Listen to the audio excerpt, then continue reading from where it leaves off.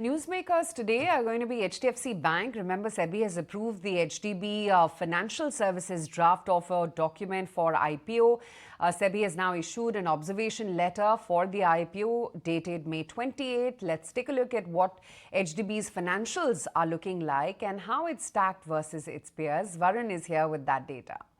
Definitely. So finally, HDB Finance has received approval from SEBI for an IPO, and the overall IPO size would be around 12,500 crores, out of which around 10,000 crores would be OFS and around 2,500 crores would be fresh issue. Now, this company was incorporated in 2007.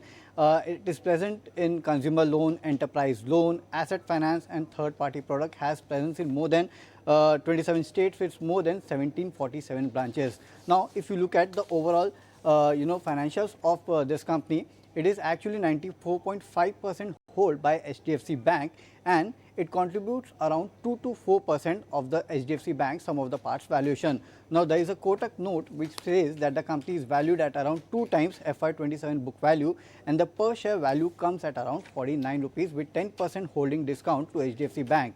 Now, if you look at some of its peers, Bajaj Finance, L&T Finance, M&M Finance, Chola Finance, Shriram Finance, these are some of the peer group companies for this for HDB Finance, and they trade at a valuation of around 1.5 to around 4.8 times or 4 times FY27 price to book value, with L&T Finance being the least expensive of around 1.4 times and Bajaj Finance being the most expensive at around 4 times FY27 price to book value.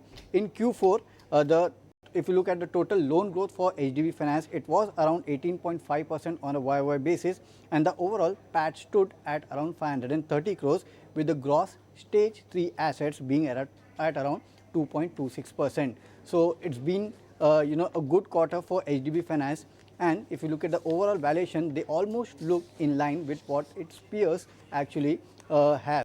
So keep an eye on HDFC Bank, because its subsidiary HDB Finance is all set to come up with its IPO.